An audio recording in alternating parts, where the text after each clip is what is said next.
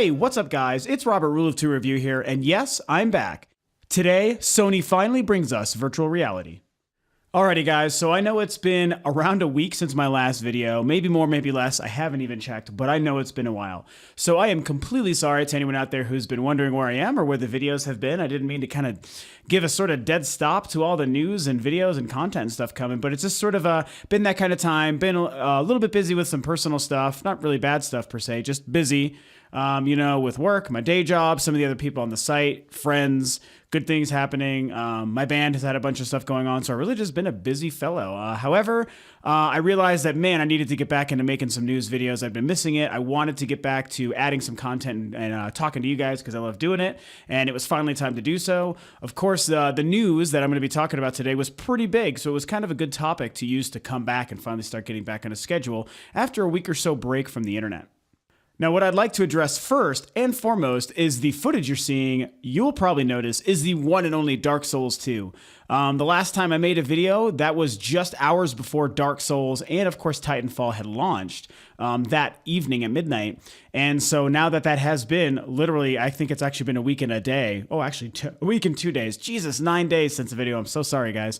So anyway, it's been over a week basically since then. So Dark Souls 2 has been out that whole time. I have had it. I have yet to get Titanfall on an Xbox One, but it's coming in the next week, maybe two. It's going to be happening soon, so I'm really excited for that. But Dark Souls 2 has been what I've been playing. And now it's interesting in the sense that with Demon Souls, I dabbled in it. I enjoyed it, but I didn't really experience too much of it. I dabbled.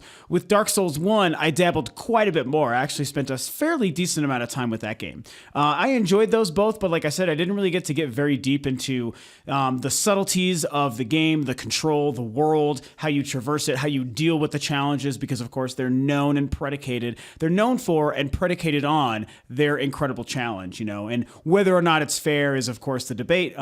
So with Dark Souls 2, I was really excited to kind of get, jump on that boat right from the beginning and really spend a lot of time with it. A bunch of my other buddies, Mr. Chad, who contributes to the site as well, he is the walking dictionary for Dark Souls. He is the guru of all things demons and Dark Souls. He's the guy. So he's probably going to be posting, I'm going to have him probably do a review for the site, for the channel sometime soon. So hopefully you'll see that coming up. Whether it's him or me, either way, someone's going to do it. But what I definitely want to say is it has been awesome. I am absolutely so addicted to the formula and everything that makes Dark Souls what it is. Dark Souls 2 is a wonderful, fabulous game. The graphics engine is not the best, but what's great about the game is that doesn't matter. It's still atmospheric. It's still ambient. I love the lack of music.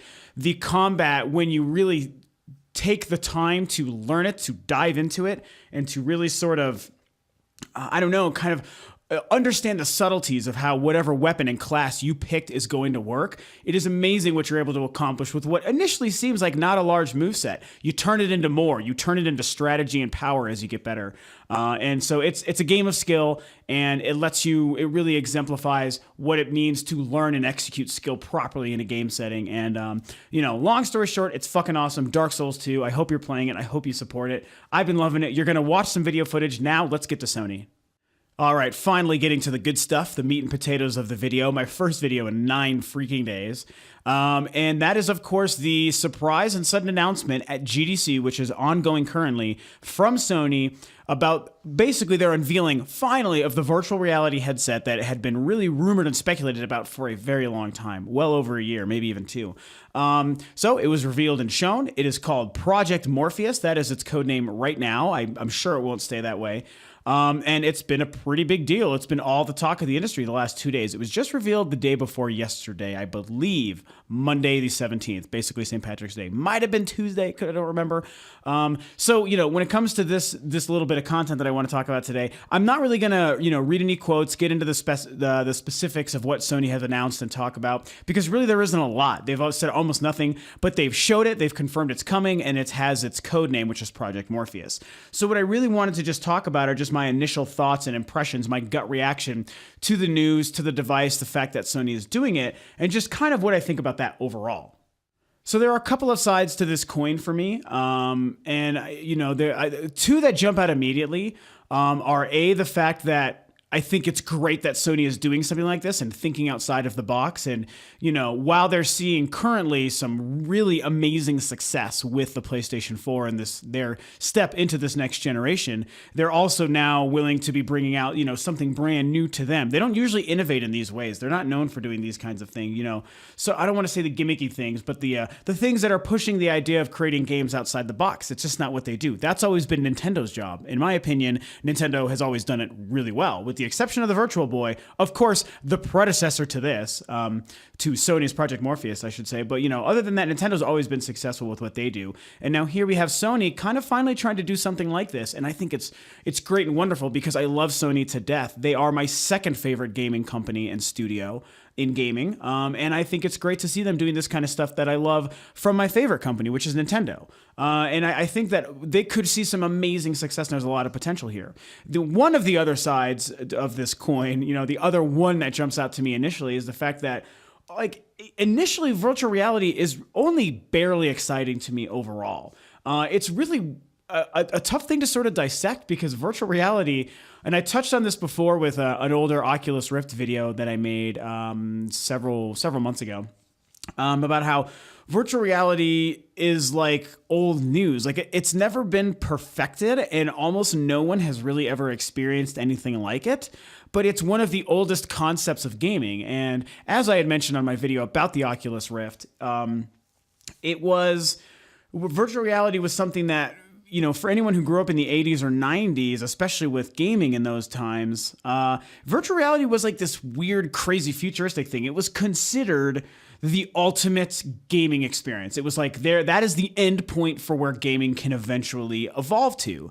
It is going to make gradual steps over these coming years. And when you think about the future in gaming, granted, this is in the 80s or 90s, if you were to think about the future in gaming from those times, it was virtual reality. That's what movies were telling us. That's what comic books were telling us.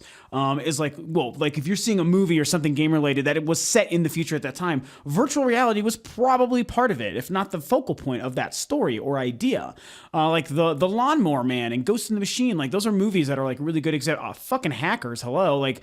Another one, Virtual something with, I think, Russell Crowe and Denzel Washington. Maybe I should remember that film. But anyway, like there were movies that would just use virtual reality as this futuristic way to discuss and showcase what gaming was and what it could be down the road, in that time's future. And so virtual reality has always, and even at that time, virtual reality, I think, still existed in the form of like really expensive things. And like I know like military and different parts of the government were like using it for, software not gaming related, obviously. The idea of putting something over your face or on your head as a headset with a display up to your eyes, to display things, that existed. That technology has been around for a while. What we're seeing currently with things like the Oculus Rift, and now what I'm sure the Project Morpheus is going to end up doing, is of course very high quality, high definition, highly immersive virtual reality experiences. Different because of how excellent the hardware and technology is nowadays compared to 20 years ago when people thought about virtual reality. And so it's one of those weird combinations where I actually also liken this to 3D for film, where this idea has been around for a long time. People have dabbled in it. They've never perfected it. It's like an old concept for this medium. And then here we are several years later where all of a sudden it's kind of cropping back up and people are trying to do something with it. And people are trying to say, this could be our version of the future now. This is where gaming could go. This is where we want our gaming experiences to go. And so just like 3D, it's a very old idea that's being refreshed and reset for a whole new generation, several generations down the road from when they were first incepted. And so that's really interesting to think that a company as big and successful in the gaming space, at least, that Sony is, to have them kind of, to doing something like this and being so bold as to bring out, an actual consumer-friendly virtual reality device. So like I said, there really isn't a lot of details about it now. We know that it's going to be made available down the road. It's starting to only just now become made available to developers. They mentioned Crytek and another, I'll pull it up here because I know I have the story in front of me. A few studios that are slowly starting to jump on board. Epic Games and Crytek. So what's neat about those is those are two games very much known for very, very impressive graphic engines, beautiful visuals. That's what they do. They've also announced that, and this relates to that same topic, is that The Project Morpheus does display in 1080, which the previous iteration of the Oculus Rift, by the way, for anyone who does or does not know that, was not in 1080. That was very low resolution. There was also just announced an Oculus Rift Dev Kit 2, also just today. It almost seems like it was in response to the Morpheus, so it's kind of funny that happened. But this newer version of the Oculus Rift, what I'm getting at is that one I think is now in 1080. But previously, until Sony announced Morpheus, there was nothing else in the headset space that was actually giving you 1080 experience. And that is exactly what Project Morpheus is going to do. That's really cool. That's going to help that awesome experience, as far as feeling immersed in a virtual reality gaming world. They've also announced that, and I'm a little bit confused on this, but the Move and the PlayStation Eye camera is all supposed to kind of work in conjunction with it to improve the experience. So to me, it sounds like the actual headset doesn't require those things. You can use it just as the headset, but there's something going on where attaching a Move controller, I think, to the headset or using it in your hands, plus using this thing in front of the PlayStation Eye makes the tracking better or the experience better. I really don't know. I'm not qualified to talk about this right now, mostly because A, I don't really know, and B, they just haven't given us enough details. These are just kind of quick ideas that I've gleaned from the little bit of information that showed up. So it's really still neat. I mean, that's just, the details that we know so far. So what I guess I'm going to touch on really quickly before wrapping this video up is whether or not I think it could be good and whether or not it could be successful. I think both are absolutely true. Yes, it could be great, and yes, it could be very successful. And while in the same token, the same breath, you can say it could be not good and it could bomb miserably. Like, those are possible, especially when you look at things like the PlayStation Move and other things Sony have done that has not done well. But, that kind of doesn't matter here. If anything, because the PlayStation 4 is so popular right now and selling so well and people still really, really want it, this is kind of something that they're actually using, I think, to further the hype of the PlayStation and say it's what's brilliant about it is not so much the fact that it exists, not so much the fact that the design is cool, which, aesthetically the design is cool. It looks like a neat headset to wear. We don't know how it actually works yet. There's only barely impressions coming up, but it looks very neat. It's not so much those things, but the timing is perfect. Here we are, a year and several months into the next generation. We're only a couple months into the PlayStation 4's life. So the next generation and the PlayStation 4 are both very brand new things. They're just babies. And the PlayStation 4 is, of the three next generation systems, the one seeing massive, unprecedented success. Sony is riding the hype train to piles of money. They're doing wonderful things. Again, in the gaming space, Sony as a company is drowning, but the PlayStation division is rocking. They're doing so well with that. And because that hype is there, supporting the PlayStation 4, supporting Sony, and supporting Sony's new generation, to all of a sudden come out in the midst of this brand new hype for their next generation and now show a next generation device, a virtual reality device. It's like you already have a sundae with sugar on top and you're putting more sugar on top of that sundae. And you're like, whoa, look at all that fucking sugar. It's so exciting. And that's what this is. It's like, oh my God, we're already in the next generation of PlayStation. And now look at this, now the next generation of virtual reality, and that's available for my already next generation Sony device.